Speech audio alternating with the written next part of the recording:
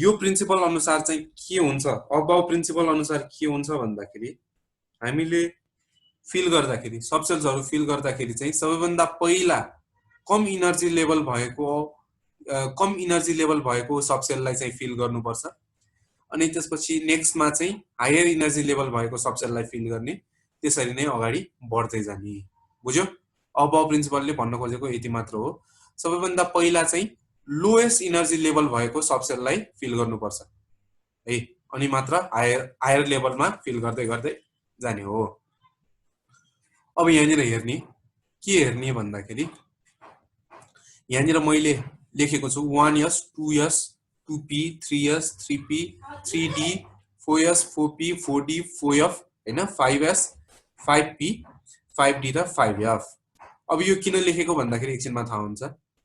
यहाँनिर के हेर्ने भन्दाखेरि यहाँबाट तिमीहरु पनि कपमा लेख, यो कपीमा लेखिहाल त पहिला। यो तलको मात्र है, माथिको अबाउ प्रिन्सिपल लेखिराख्नु पर्दैन, यति मात्र लेख पहिला। 1s 2s 2p 3s 3p 3d 4s 4p 4d अनि 4f 5s 5p 5d 5f। यो कपमा लेख।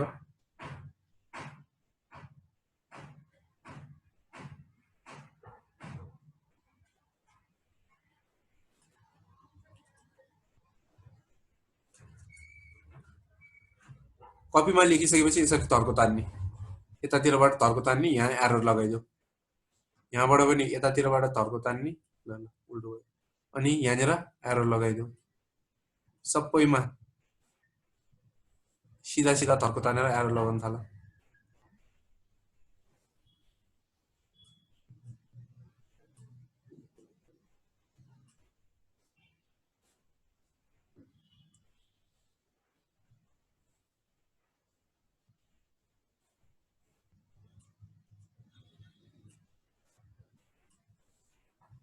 यसरी एरर लगाऊ।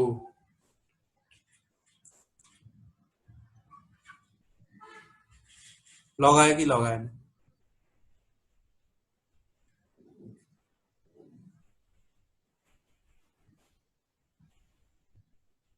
ल ठीक छ, लगायो भने यहाँ हेर्ने।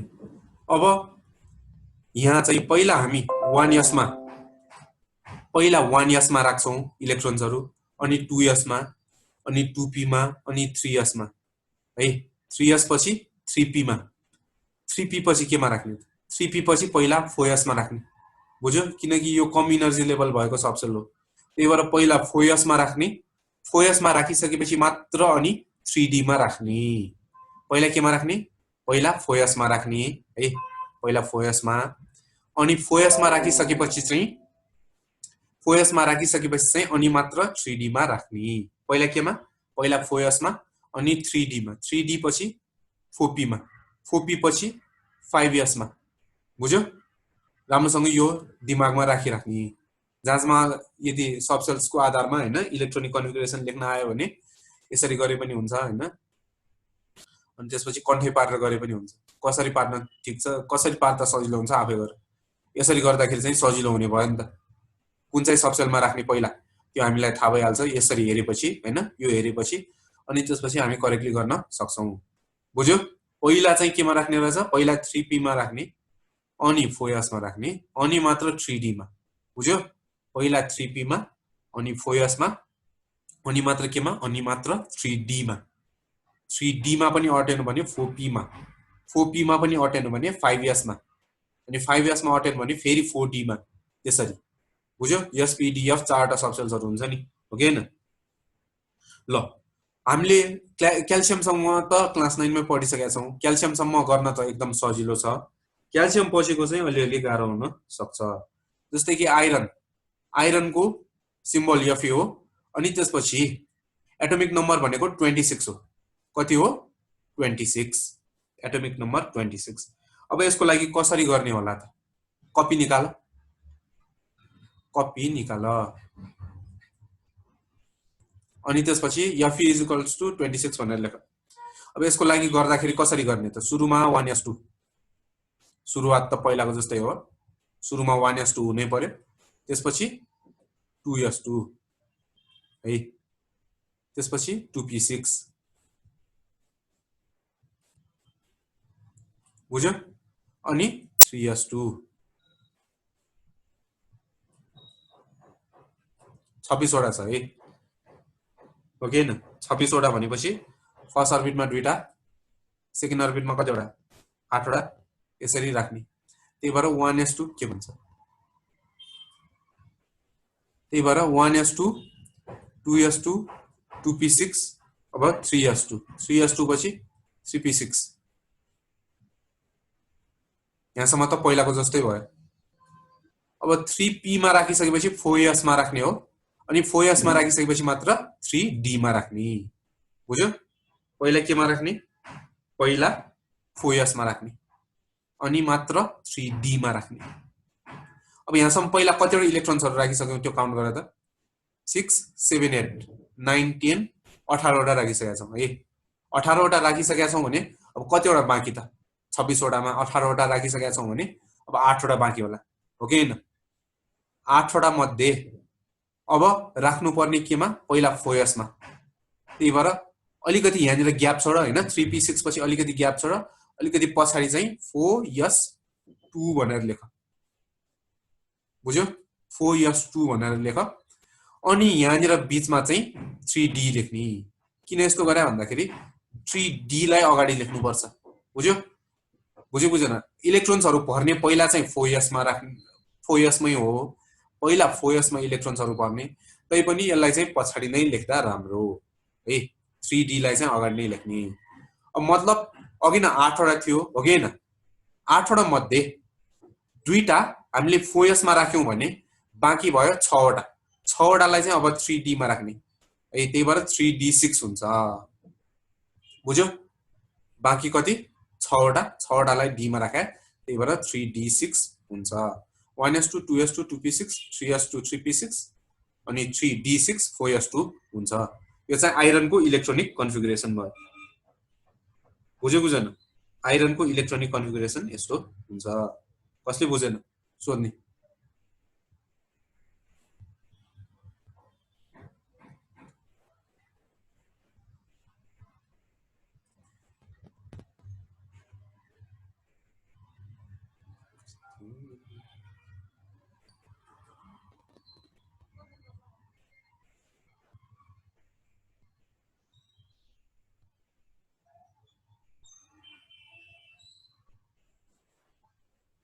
कसैलाई के सोध्नु पर्ने छ भने सोध 1s2 2s2 2p6 3s2 3p6 अनि पहिला 4s2 मा भर्ने अनि मात्र 3d6 मा भर्ने हो बुझ्यो यस्तो कसले बुझेन सोध्ने कसले बुझेन सोध्ने कसले बुझेन सोध्ने ल यो चाहिँ आइरन भयो आइरनको 26 ल अब निकेलको गर सबैजना के गर भन्दाखेरि निकेलको गर्ने निकेलको चाहिँ एटोमिक नम्बर 28 सबजना निकेलको ट्राई गर त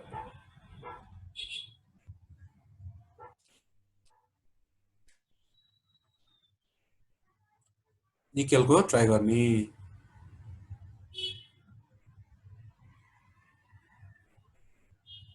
निकेलको कस्तो हुँदो रहेछ 28 वटा भनेपछि कसरी राख्ने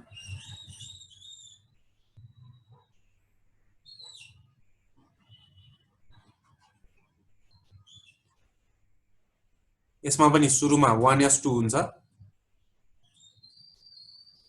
अनि 2s2 हुन्छ अनि 2p6 हुन्छ बुझ्यो अनि 3s2 हुन्छ अनि 3p6 हुन्छ यहाँसम्म त ठिकै छ कतिवटा राख्यौ हामीले यहाँसम्म 8 8 8 16 17 18 हो त हो 8 8 16 17 18 18 वटा मध्ये अब 28 मध्ये 18 वटा यहाँ राखिसकेका छौं भने बाँकी भयो 10 वटा 10 वटा बाँकी भयो अब पहिला अघि नै जस्तै गर्ने है पहिला 4s मा राख्ने 4s यस मा त दुईटा अट्छ हो कि हैन कतिवटा अट्छ दुईटा त्यही भएर 4s2 बाँकी केमा राख्ने त बाँकी 3d मा राख्ने बुझ्यो बाँकी केमा राख्ने 3d मा राख्ने भनेपछि 3d कतिवटा बाँकी भयो त 28 वटा मध्ये 18 वटा यतिमा राखिसकेका थियौँ है भनेपछि 10 वटा बाँकी थियो 10 वटा मध्ये 2टा फोयसमा राख्यो बाँकी हुन्छ 8 वटा 8 वटा चाहिँ 3D मा राख्ने भनेपछि 3D8 भयो ल यसरी कसले बुझेन सोध्ने है कसले बुझेन यो गरेको सोध्ने सोध्नु पर्छ भने सोध्ने सोध्नु पर्दैन भने अब ठिकै छ सोध्नु पर्छ बोल्दै पर्छ कि पर्दैन निकेलको यसरी गर्न हामी सक्छौं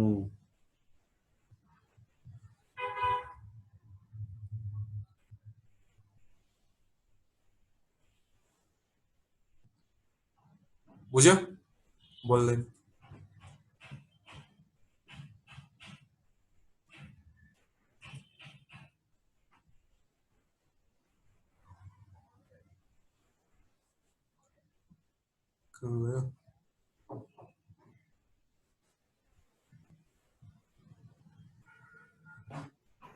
बुझ्यो सर ए बुझ्यो भन्नलाई हात उठाएर बसिरा त अब एउटा कपर र क्रोमियममा अलिकति फरक पर्छ है भने सुन्ने राम्रोसँग कपर र क्रोमियमकोमा अलिकति फरक पर्छ कपरको 29 एटोमिक नम्बर 29 बुझ्यो कति हो यसको एटोमिक नम्बर 29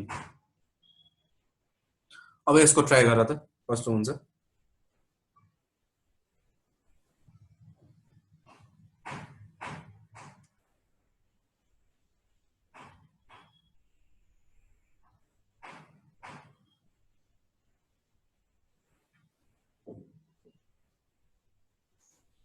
यसमा गर्ने हो भने 1s2 हुन्छ है अनि 2s2 हुन्छ अनि 2p6 हुन्छ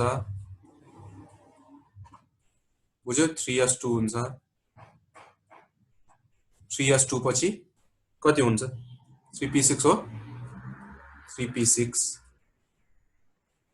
अब यहाँ चाहिँ हामी के लेख्छौं भन्दाखेरि 4s1 मात्र लेख्छौं लेख्नुपर्ने अघिनको जस्तो रुल अनुसार त 4s2 हो कि हैन लेख्नुपर्ने 4s2 हो तर लेख्छौं हामी 4s1 मात्र यहाँ र पहिला काउन्ट गरौँ यति मात्र काउन्ट गरौँ 3p6 सम्म यहाँ 8 वटा छ यहाँ 8 वटा छ यहाँ 2टा 8 8 16 17 18 भनेपछि 11 वटा बाँकी भयो नि त हो कि हैन 11 वटा मध्ये एउटा चाहिँ हामी 4s1 मा राख्छौं बाँकी सबै चाहिँ के हुन्छ 3D मा पर्छ 3D10 हुन्छ यस्तो किन भन्दाखेरि कम्प्लिटली फिल्ड डी सबसेल भयो भने चाहिँ त्यो बडी स्टेबल हुन्छ बुझ्यो कम्प्लिटली अथवा हाफ फिल्ड डी सबसेल चाहिँ अरु भन्दा बडी स्टेबल हुने भएको कारणले चाहिँ बाँकी सबै इलेक्ट्रोन्सहरु चाहिँ 3D मा बएर बसिरहेको हुन्छ बुझ्यो 3D मा चाहिँ 10 वटा इलेक्ट्रोन्सहरु हुन्छ अट्ने भनेकै डी मा 10 वटा हैन त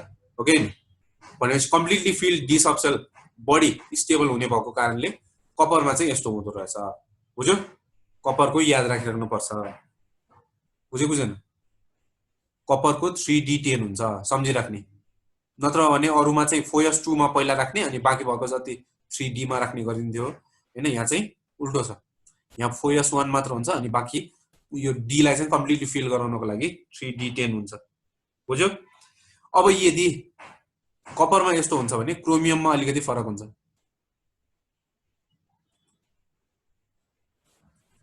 क्रोमियमको Cr को बोलायो यहाँ को एरो लेखेर बस्ने यहाँ क्रोमियमको Cr एटोमिक नम्बर 24 यो गर त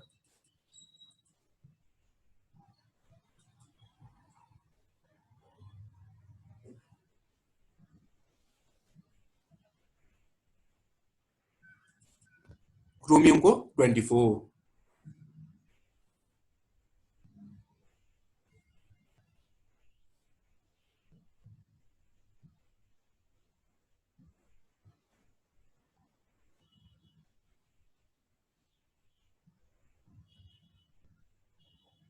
यसको पनि पहिला 1s2 है 2s2 2p6 3s2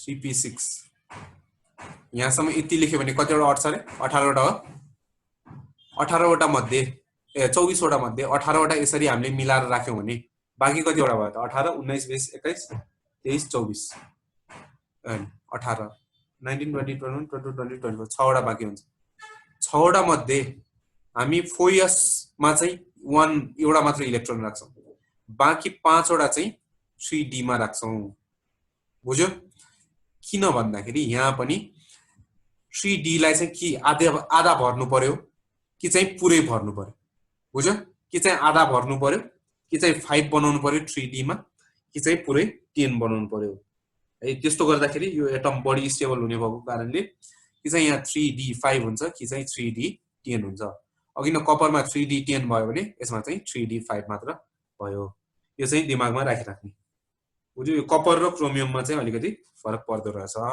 यसलाई चाहिँ दिमागमा राखिराख्ने बुझ्यो कुरो कसले बुझेन सोध्ने कसले बुझेन सोध्ने ल है मैले क्लियर गर्दै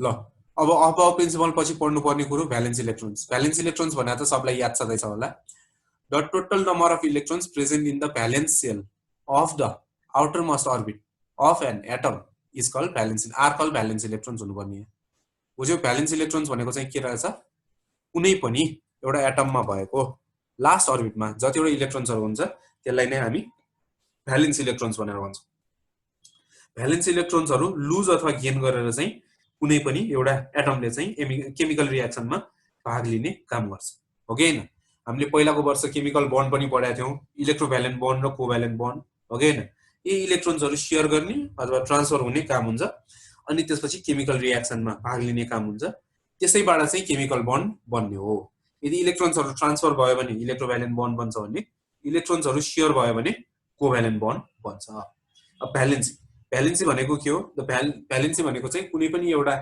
एलिमेन्टको कम्बाइनिङ क्यापेसिटी हो कि हैन the combining capacity of an element with another element or radical to form a compound अब यहाँ अर्को एउटा डेफिनेसन लेखिएको छ यो के भन्दाखेरि the total number of electrons either gained or lost or shared with an atom during chemical combination is called valency valency भनेको अर्को डेफिनेसन अनुसार के रहेछ कुनै पनि एउटा एटमले जतिवटा इलेक्ट्रोन्सहरु लुज अथवा गेन गरेको छ अथवा शेयर गरेको छ है केमिकल रिएक्सन हुँदाखेरि हैन अर्कोसँग बन्ड बनाउनको लागि जतिवटा इलेक्ट्रोन्सहरु लुज गरेको छ अथवा गेन गरेको छ हैन अथवा शेयर गरेको छ त्यसैलाई नै हामी भ्यालेन्सी भन्न सक्छौं बुझ्यो भ्यालेन्सी चाहिँ यो पनि भयो जस्तै कि आईए ग्रुप आईए मा पर्ने एलिमेन्ट्सहरु को लास्ट अर्बिटमा कतिवटा इलेक्ट्रोन्स हुन्छ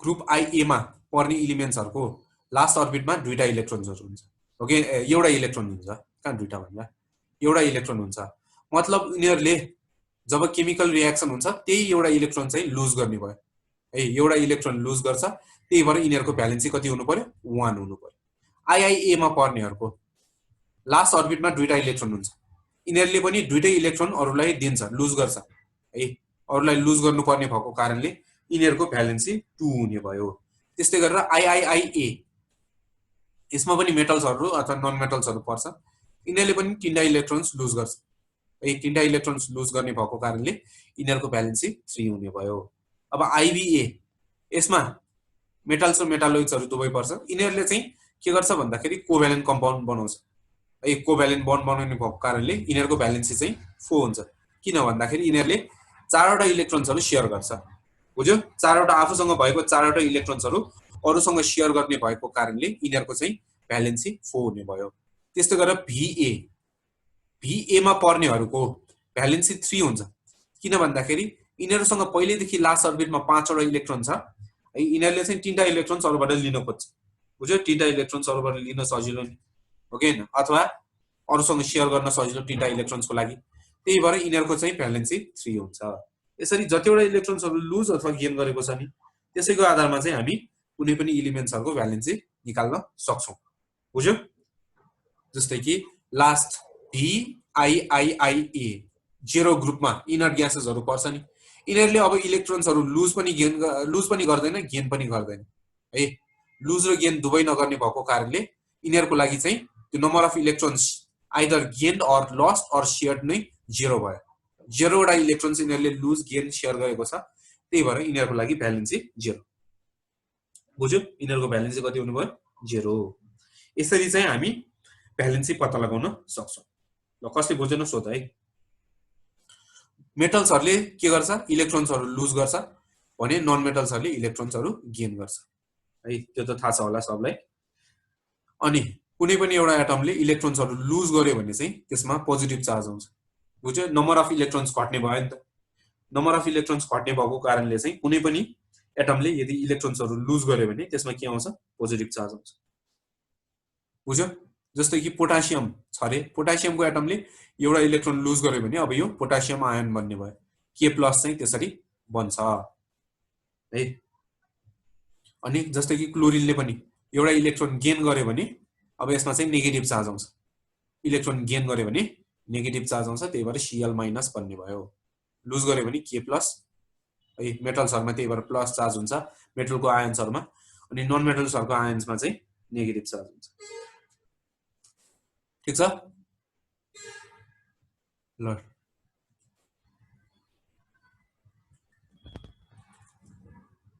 के हुन्छ यो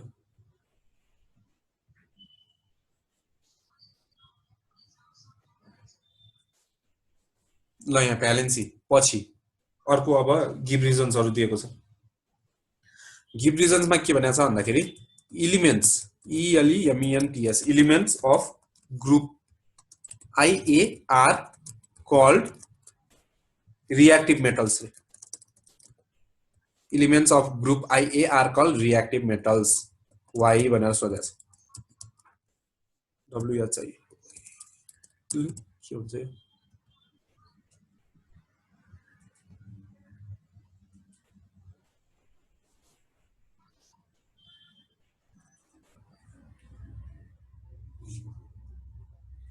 के हुन्छ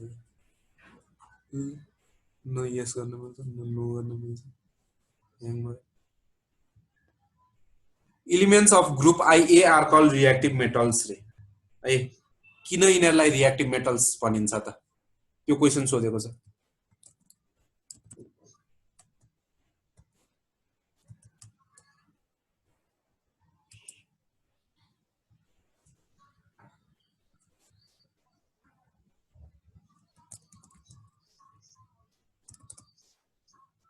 किन यिनीहरुलाई रिएक्टिभ मेटल्स भन्छ थाहा छ ग्रुप IA मा पर्ने एलिमेन्ट्सहरुलाई किन रिएक्टिभ मेटल्स भनिन्छ कसलाई थाहा छ प्रवेश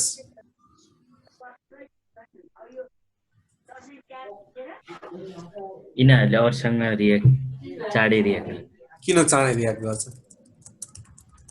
यिनीहरुसँग भ्यालेन्स सेलमा एउटा मात्रै भ्यालेन्स इलेक्ट्रोन हुन्छ जुन चाहिँ यिनीहरुको लास्ट अर्बिटमा एउटा मात्र इलेक्ट्रोन हुन्छ हो कि हैन त्यही भएर उनीहरुले चाहिँ के गर्न सक्छ त्यो एउटा इलेक्ट्रोन सजिलैसँग लुज गरेर हैन अक्टेट पूरा गर्न सक्छ अक्टेट पूरा गरेर यिनीहरु चाहिँ अब स्टेबल स्टेटमा पुग्न सक्ने भयो त्यही कारणले चाहिँ यिनीहरुलाई रिएक्टिभ मेटल्स भनिएको हो आन्सर के लेख्ने होला त because they have only one valence electron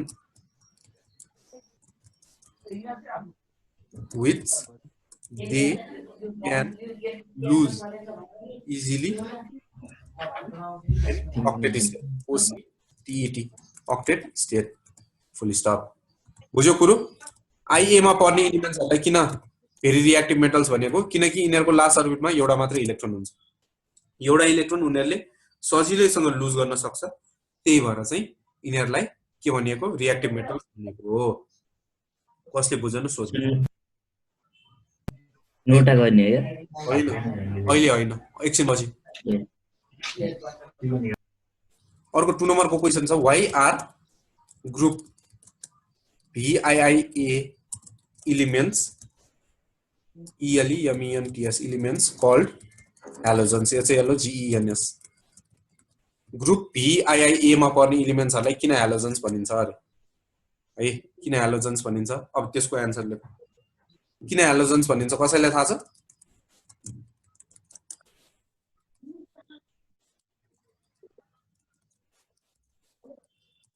तपाईलाई थाहा छ कि किन हेलोजन्स भनिन्छ?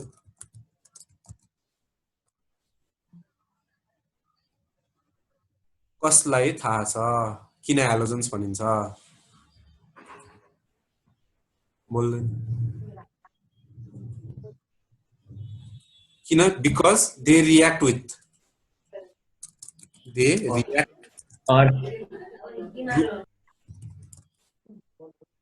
IA elements to form salt. बुझ्यो? Because they react with group IA elements to form salt. Group IA मा सर भने थिए सुन्नु भएन रियाक्सन गरेर चाहिँ साल्ट बनाउन सक्छ, त्यही भएर यिनीहरुलाई चाहिँ हामी हेलोजन्स भनेर भन्छौँ। बुझ्यो? सर फेरि भन्नु न। एकछिन पछि म नोट पठाइदिन्छु, अहिले सुन्ने मात्र है। ग्रुप BIIA एलिमेन्ट्सहरुलाई चाहिँ हेलोजन्स भनिन्छ। किन? किनकि यिनीहरुले अल्काली मेटल्सहरुसँग रियाक्सन गरेर चाहिँ आफ्नो साल्ट बनाउँछ। बुझ्यो? जस्तै कि क्लोरिनले क्याल्सियमसँग रियाक्सन गरेर क्याल्सियमले सोडियमसँग रियाक्सन गरेर सोडियम क्लोराइड बनाउन सक्छ। बुझ्यो? अनि पोटासियमसँग रियाक्सन गरेर पोटासियम क्लोराइड बनाउन सक्छ। त्यही भएर चाहिँ यिनीहरुलाई हेलोजन्स भनिएको हो। बुझ्यो? हेलोजन्स किन भनिएको भनेर कसैले सोध्यो भने चाहिँ यस्तो भन्न हामी सक्छौं। किनकि यिनीहरुले ग्रुप IA एलिमेन्ट्सहरुसँग रियाक्सन गरेर चाहिँ आफ्नो साल्ट बनाउन सक्छ। बुझ्यो? ल ठीक छ, बुझ्यो भने अब अर्को क्वेशन सोधेको छ, ग्रुप IA, IIA र IIIA मा reactivity of metals increases from up to down भनेछ। यो अस्ति मैले भनिसकेको थिएँ, याद छ कि छैन हैन? ग्रुप IA, IIA र IIIA मा पर्ने मेटल्सहरुको एटोमिक साइज माथिबाट तल जान थालेपछि के हुन थाल्छ? बढ्न थाल्छ है। माथिबाट तलतिर जाँदाखेरि एटोमिक साइज बढ्ने भएको कारणले उनीहरुको चाहिँ के हुन्छ? लुज गर्न सक्ने क्यापासिटी बढ्न थाल्छ। इलेक्ट्रोन्स लुज गर्न सक्ने क्यापासिटी बढेको भएर चाहिँ उनीहरु धेरै रिएक्टिभ हुन्छ। बुझ्यो? जति जति तल जान्छौ नि मेटल्सहरुको ग्रुपमा त्यति त्यति एटोमिक साइज के हुन्छ? इन्क्रिज हुन थाल्छ। एटोमिक साइज इन्क्रिज हुने भएको कारणले है, एटोमिक साइज इन्क्रिज हुने भएको कारणले चाहिँ के हुने भयो? मेटल्सहरु चाहिँ धेरै झन् रिएक्टिभ हुन सुरु हुन्छ है। अर्को क्वेशनले के सोधेको छ भन्दाखेरि तर नन मेटल्सहरुको ग्रुपमा चाहिँ रिएक्टिभिटी किन घट्छ रे? जब हामी माथिबाट तलतिर जान्छौं नि नन मेटल्सहरुको ग्रुपमा त्यतिबेला चाहिँ रिएक्टिभिटी किन घट्छ भनेको छ। किन घट्छ त नन मेटल्सहरुको ग्रुपमा चाहिँ? कसलाई थाहा छ?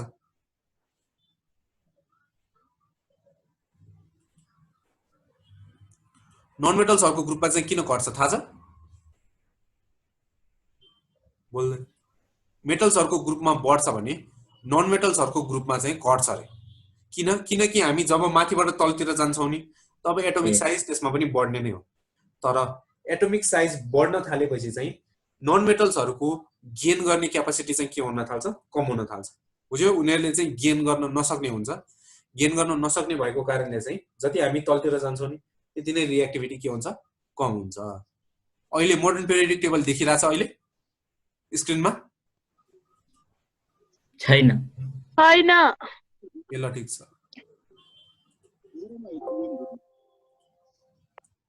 अब नि अझै देखा छैन?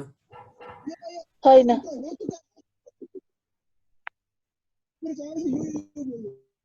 ल अब देखियो होला नि।